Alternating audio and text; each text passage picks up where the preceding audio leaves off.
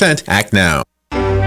Until you go into Automax, Marion County's #1 pre-owned dealer for over 15 years, and see their upfront pricing and how Automax puts their low outlet price, along with the Carfax and complete vehicle information on the window of every single vehicle. Then, and only then, can you take advantage of great finance offers, like rates from 2% with 0 down, and no payments for 90 days with loan approval. View all these great prices and vehicles on the corner of 17th and Easy Street. Automax. Quality cars, outlet prices.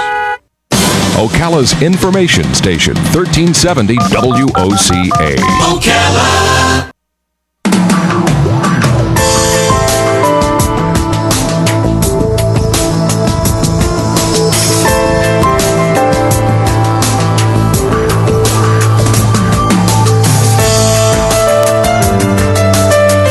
All right, 5 minutes after 9 o'clock. Thank you for tuning in.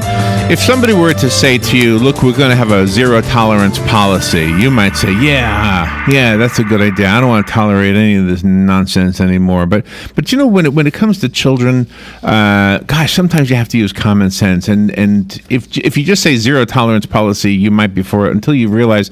And I know you realize this, and you might have said to yourself when you heard these stories, well, come on, zero tolerance, don't they use common sense? Mm-hmm. But you remember the story of the Pop-Tart Kid? It was here in Florida, wasn't it? Yes. The child in school bit a Pop-Tart into the shape of a gun and got in trouble for it. We have an author who's got a great perspective on all of this. The book is titled Ending Zero Tolerance, The Crisis of Absolute School Discipline. Derek W. Black is the author. He's our guest. He's an attorney. He's a professor of law at the University of South Carolina Law School. His work is regularly published in leading law reviews and cited by litigants and courts. He offers daily commentary on the Education Law blog. And I just want to read one paragraph, if you don't mind, from the inside flap of the book. It says, in the era of zero tolerance, we are flooded with stories about schools issuing draconian punishments for relatively innocent behavior. One student was, and here's that story, was suspended for chewing a Pop-Tart into the shape of a gun. Another was expelled for cursing on social media from home. Suspension and expulsion rates have doubled over the past 3 decades as zero-tolerance policies have become the normal response to a host of infractions that extend well beyond drugs and weapons. Students from all demographic groups have suffered, but minority and special needs students have suffered the most. The national suspension rate for middle and high school African-American students is nearly 25%, a rate 3.5 times that of white students. Derek W. Black. Good morning, Derek. How are you? I'm doing pretty well. How are you? I'm all right. Where are you calling from? I'm calling from my office here in Columbia, South Carolina. Yeah. Are you old enough to have gone through this and had no punishment at all? I can remember as a kid. You know, they'd talk to you. They would maybe send you to the office. I can even remember being sent to the office and was so scared. And the assistant principal was the one who did the dirty work in my school. And so the assistant principal asked me what happened. I explained it. He actually laughed. And I said, oh, my gosh, he laughed at what I said. and then I walked out of there. But nowadays, we send them home and say, you can't come back at all, period. Mm-hmm.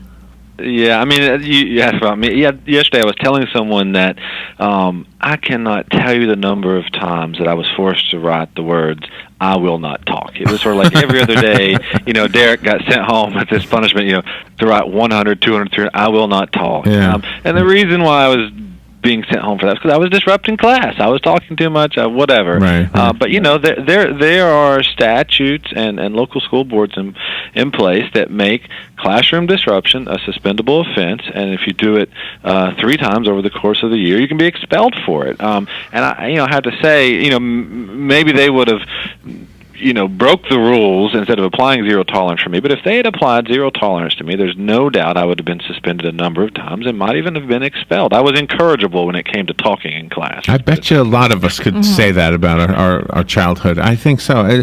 So what is it? How come common sense doesn't get applied? The kid with the Pop-Tart, for example, what were they thinking? Yeah, I mean, I think, there's so much pressure on schools, number one, to perform, right? And test scores are factor into teachers' salaries. They factor into whether a principal gets fired or doesn't get fired. And so, any kid that seemed to be a deviant in any way is perceived as a problem, right? You're sort of making it hard for teachers, making it hard for principals, basically. But still, man, the Pop-Tart, that's silly.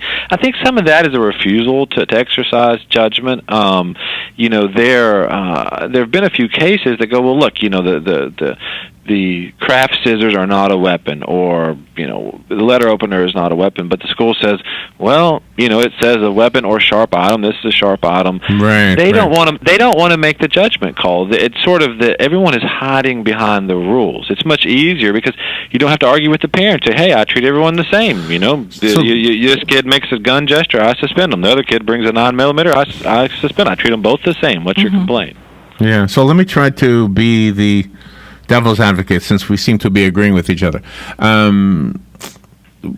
If we have to have a law, or we have to have a rule that everybody abides by, and it has to be zero tolerance. Otherwise, everybody's going to be drawing their own line where the gray area is. And so one person might say, oh, okay, while we don't like the idea of a Pop-Tart sending a kid home, there's another teacher who might not send a kid home because he brought in his hunting rifle, And so, is that the argument that you're getting from the other side? Well, I don't know to get that argument too much, but there is this idea that we've got to have rules. And I think having rules is fine, I suppose, but we have to have a lot of them. We can't take a one-size-fits-all approach. So let's talk about the craft scissors, for instance. A second grader who brings in craft scissors to work on his Valentine's, that they're going to hand out, is a lot different than a 12th grader. I'm not saying the 12th grader should be suspended, but the difference in the age of those children necessarily matters, right? And so, we cannot take a one-size-fits-all. Every infraction is a little bit different, and every child is a little bit different. And we can't act as though they're all the same. And anyone who has children knows that they have different rules for their 6-year-old than they do their 13-year-old. The 13-year-old can turn on the TV without permission. Maybe the 5-year-old can't, right? There has to be two different rules. They're two different people. Yeah. And also the event of having social opportunity is missed, because instead of people talking about something that they deem is not a good thing, and then trying to have this conversation between the student and the school and the parent all in the same room, really is being missed, because right now the student doesn't really know why. It's just, okay, I brought this to school, now I have to go home. I can't be in school anymore. I think that's right, and I think that's actually where we get what you would call the incidental negative side effects, right? If kids do not think the discipline system is rational, right, they're going to rebel against it, they're not going to respect it, and what we find is that some kids, and I would probably have fallen in that category myself, that if the rules don't seem to make sense, I intentionally try to push the boundaries, because it's sort of this rebellion. So, yes. And so what you're really doing is incentivizing well-behaved kids to do. And give you a funny example, since we're on morning radio. Hopefully, I was at a wedding this weekend. And I was in the wedding, and there was what I might call a very aggressive wedding planner, and she was sort of shouting at us to not do things, which we had absolutely no intention of doing. But as she began to shout at us, what did the groomsmen begin doing? Let's find a way to irritate her. Yes. And this is 40-year-old grown professional men, right? It's like the key word is man. Us men do this. Yes. I think you're right. Do you know what? It reminds me a lot of the judge, for example. We had a story the other day. What was it, Robin? The guy got sentenced to 6 years for. He had several priors, so he didn't really get sentenced because of this one violation. Oh, yeah, I can't recall what it was, but he had several priors, and then they slapped him in jail. It was, one of these crazy things. Oh, it was all like plugging in your cell phone at a municipal building or something, and stealing electricity. That was it. And I don't think that was it, but it was something silly like that. Mm-hmm. And so he got arrested for stealing electricity, and he had priors. Obviously, he didn't get 6 years just for that. But the judge said, I have no choice. Mm-hmm. The rules say.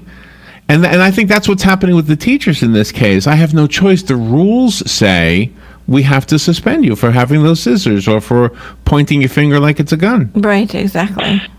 Yeah, well, I think that the sort of irony here is that the teachers still do have a choice. Part of zero tolerance was the idea that let's have some rules and everyone will be treated the same, and we thought that would fix the principal's office. The idea being the principal is treating students differently.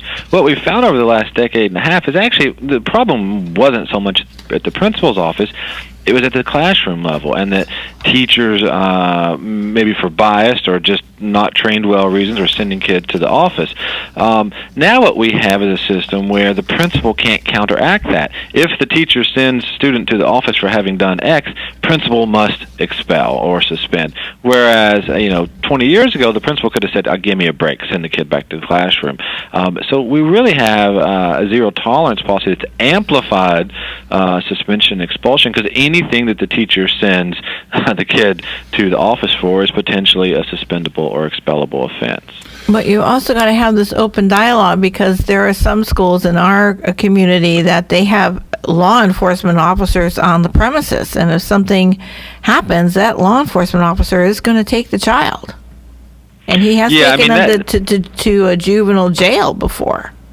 That's right. And that's the travesty in all this, to get a little bit serious here. So, kids misbehave, and that is a problem for running a good school system. That's a problem for good student achievement. And then the question is, well, how do we make students behave better? What the data tells us is suspension and expulsion and very harsh rules do not make students behave better. It doesn't reduce misbehavior. It, in fact, increases it in some instances. So how do we have kids get kids to behave better? And the answer to that is we have to figure out what's causing them to misbehave to begin with. And I would say there's at least three different categories of kids. There's this one category of kids that are experiencing trouble at home, whether it be poverty, homelessness, child abuse, whatever it is, right? And that's causing problems in the school and misbehavior. Another group of kids who have trouble learning. Either they've got a disability or they've fallen behind, and they, rather than focus on their studies, which they're struggling with, they misdirect their efforts, and that's misbehavior. And those two groups of kids, right, we have to figure out those problems and address them. Suspending a homeless kid is not going to make them, do better, nor is suspending a kid who's struggling academically. Yeah. But coming back to your point, we have schools that have more school resource officers on staff than they do guidance counselors, right? Addressing student misbehavior is primarily the job of guidance counselors, social workers, and figuring out what those problems are. We cannot have law enforcement playing the role of social services in our schools. And you are absolutely right, because some of the students come in with a chip on their shoulder already to start their day, and they're just looking for something to have a conflict. Yeah, there was a really sad story that NPR ran in New York last year about a kid who had no discipline record in the past, but something a teacher said to him one morning upset him, and he responded and cursed at her. They said, if this had been last year, we would have sent this kid home for 10 days or whatever. But a mental health facility had told us, hey, why don't you start sending some of those kids up the street? They sent him up the street. And he admitted that, his father had been demeaning him and abusing him for several years. And when that teacher said something that sort of triggered that same feeling, he said, I'm sorry, but I just reacted this way. I'm tired of being treated this way. And so you're right. Some kids show up with a chip on their shoulder, and we have to understand where that's coming from. Derek W. Black is our guest. He's an attorney. You're in South Carolina? That's correct. And his book is called Ending Zero Tolerance, The Crisis of Absolute School Discipline. I did see the phone was ringing. I know some people want to call in on this. If you're okay with calls, we'll do the calls on the other side of the break. Let's take the break right now. And I also want to ask how. So if we know if we had a good idea, let's have zero tolerance, and then we said, oh my gosh, this isn't really that great of an idea. So now how do we undo it, and what do we put in its place? Maybe we can cover that. Plus, if you have a phone question by phone call, you're invited to call in. The number is 622-9622. We'll be right back with Derek Black after this. The weather is brought to you by myfwc.com. Safe boating is no accident. On this Wednesday, times of clouds and sun with a shower and thunderstorm in parts of the area, the high 88 to 92. A shower or thunderstorm in spots Wednesday evening, then partly cloudy overnight, low 72 to 76. For Thursday, times of clouds and sun with a shower and thunderstorm around, high 88 to 92. And on Friday, more clouds and sun with a shower and thunderstorm or two, high 88 to 92. From the Florida Weather Center, I'm meteorologist Joe Lundberg. When you go into Automax, Marion County's #1 pre-owned dealer for over 15 years, you won't take the new car depreciation because Automax saves you thousands on late model vehicles. Browse the inventory online at automaxocala.com. Then come down to see the great vehicles and upfront pricing in person. Compare up to 60 models inside the climate control showroom. So take your time. No high pressure, no gimmicks, no games. On the corner of 17th and Easy Street. Automax. Quality cars, outlet prices. Ocala Business Leaders Incorporated is a group of independent local firms providing a wide range of quality goods and services. Each firm strives to maintain a high level of professional integrity and 100% customer satisfaction. When you're looking for goods and services, call a member of the Ocala Business Leaders, and we are confident you will be pleased with the results. If you're interested in becoming a member of the Ocala Business Leaders, join us at the Ocala Elks Lodge, 25th Avenue in Ocala, any Wednesday at 7 a.m. and enjoy a breakfast on us. For more information, call 804-3700. Don't get caught without your daily source of senior deals. Pick up your copy of the Senior Voice newspaper. It's your source for schedule and events tailored to seniors, with information you need, like a list of free events in the area. We even have Tom's Picks, a free referral for people who are looking for a company to do work for them. Tom's Picks will refer the company to you that fits your needs, and all we ask in return is that you tell them where you heard about them. For more information, call Tom's Picks, 352-804-1223. And pick up your copy of the Senior's Voice at most any business up and down the 200 corridor. Now read Ocala Downtown newspaper online. Looking to put your money to work? Florida Credit Union has a CD special, 25 months for 1.41% APY with a $10,000 minimum. Federally insured by the NCUA, a government agency. These rates effective through September 30th. Subject to change at any time. Visit one of Florida Credit Union's convenient locations today or their website, flcu.org, or call 352-237-8222. Don't miss this 25-month CD special. Again, the APY is 1.41%. Act now. All right, 21 minutes after 9 o'clock. Thank you for tuning in. This is a topic that actually has come up on this show before when we talk about the zero tolerance and some of the things that we've heard in the news that have happened in some of the schools regarding discipline that just seems to go overboard. Derek Black is on the phone with us. He's written a book called Ending Zero Tolerance. And Derek, you're still with us, correct? That's right. I get it. All right, and we do have a listener calling in. I put them on hold, and let's take that call now. Good morning. You're on the air with Derek Black. Yeah, it's me, Tom. Yeah. Hey, having been, through this, with my, we had 7 children, Beth and I, and 2 of them suffered from mild form of Tourette's. One would sit there in the classroom and, make animal noises, and he didn't even realize he was doing it. And the other one would say something, and then he'd repeat it again in a lower voice. You ever watch that show, The Middle? They have a child named Brick that does that. And it would disturb the class a little bit and everything else. And after a little bit of staffing, common sense staffing, we got with we had a meeting with the teacher and the school social worker and the school psychologist and the principal and whatever. And it was decided that when they were having these little episodes of Tourette's episodes, they would just simply take him and move them out in the hallway for about 5 or 10 minutes. The episode would pass. The kid would come back into the classroom. Hey, no problem. Everything is good. But now they've lost all their common sense. It was just a couple of years ago, some kid somewhere up in Pennsylvania or someplace brought in a rifle from his G.I. Joe doll. The G.I. Joe doll is, 2.5 inches tall, and the rifle is maybe an inch long, and they, expelled the kid for bringing a gun to school. Now, come on. Yeah. Common sense dictates that is not a weapon. Right. It looks like a rifle. It looks like a weapon, sure, obviously. But there's no common sense anymore. And I have found in talking to teachers and talking to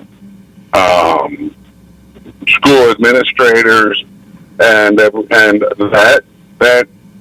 they don't want to deal with children with issues. They just want to get rid of them. Yeah. Oh, the kid has snot running out of his nose. That's it. Suspend him, and then we'll send them to a correctional school like they've got them around here. I forget what they're called. Yeah. They've got a few here in Ocala. Derek, I think they're special schools, especially for kids with problems. They get them out of the mainstream and send them into a dump. And they just dump them into a toilet and then hit the flush knob at the end of their senior year, and then send them out into the world with nothing going for them. I don't understand why we've lost common sense in this country. It just doesn't make any sense to me. It's crazy. all right, thank you, Tom. Derek, you want to comment on that? Yeah, actually, I think his first point, it's good to hear that they were able to find a solution for his kids. But I think what his comment sort of really highlights is that there are a number of kids, right, with disabilities, and those disabilities may cause some levels of misbehavior. Some kids are specifically diagnosed with attention deficit disorder or some sort of behavioral disorder. And, under federal law, they're not supposed to suspend or expel those kids for extended periods of time if their misbehavior is related to the disability, right? Because we understand that the kids can't actually control it. They're not sort of intentionally doing this. But notwithstanding those federal laws, when you look at the data, the students that are suspended the most in school are students with disabilities, which is kind of shocking, right? And that's kind of interesting. Need. And maybe he's onto something in saying that they just want to get rid of the kids that they don't like for one reason or another. Well, I want to be fair to teachers, and as I always try to be. Teachers are in a bad situation. We've had classroom size increased significantly since the recession. We've got lower budgets. We've got teacher evaluation systems that say, your pay is going to be determined by how your students perform.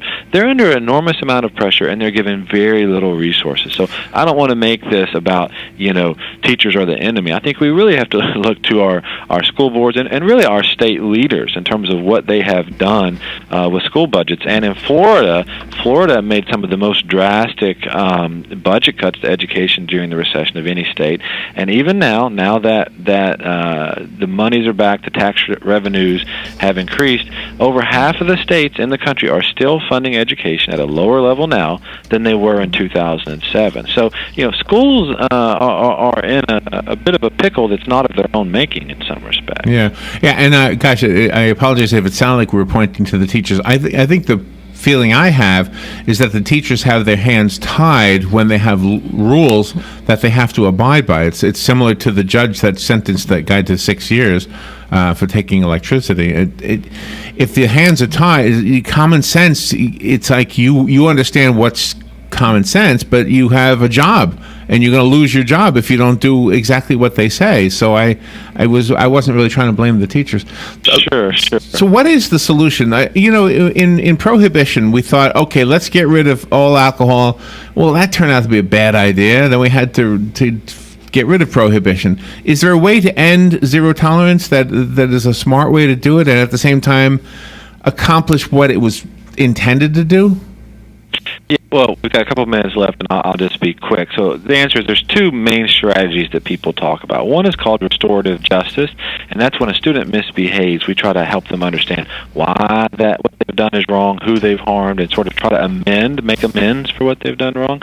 There's another approach that's called positive behavioral supports, and what we're trying to do there is intervene early and often, right? Instead of waiting until the kid does something really bad that we then apply zero tolerance to, let's look at the kid very early on and see what's going on. Let's try to model good behavior. Let's try to talk about small misbehaviors that are problematic. So that what we're really doing is using this all as a teaching opportunity along the way, and also trying to figure out what really motivates this child, what's going on. That's a simplified version, but that's what they tell us is the best way to produce better behaved students in school. Your credentials indicate you're an attorney, but I suspect that you're also a psychologist in some ways, based on what you just said. I have a copy of the book, Ending Zero Tolerance by Derek Black. Call me if you want the copy that was sent to us. You can have it. The rest of us will have to go buy it. And Derek, if you could give us a website before we say goodbye. Yeah, Amazon.com is a good place to get it, and nyupress.org.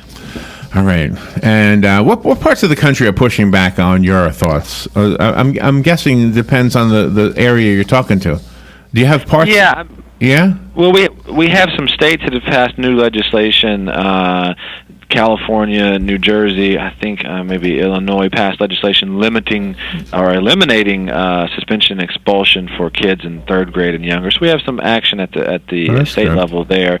There's also some school districts. I think there's a couple in Florida actually that have signed a memorandum of understanding with their police department to at least try to limit the interaction of law enforcement in schools. But that's happening mostly at the district level as opposed to the state level. All right, go to Amazon and check it out. Ending Zero Tolerance. Derek W. Black. Thank you, Derek, for being with us today. Thank you. All right, we'll be right back.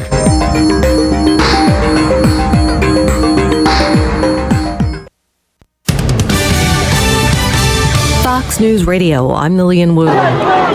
At least a dozen officers hurt in rioting in North Carolina after police shooting kill a man they say was armed. His family insisting he was holding a book, but investigators say they did recover his gun from the scene. His daughter live streamed the aftermath on Facebook. Well, the officer who pulled the trigger is now on administrative leave. At least 4 protesters are now under arrest. Fox's Abby Huntsman.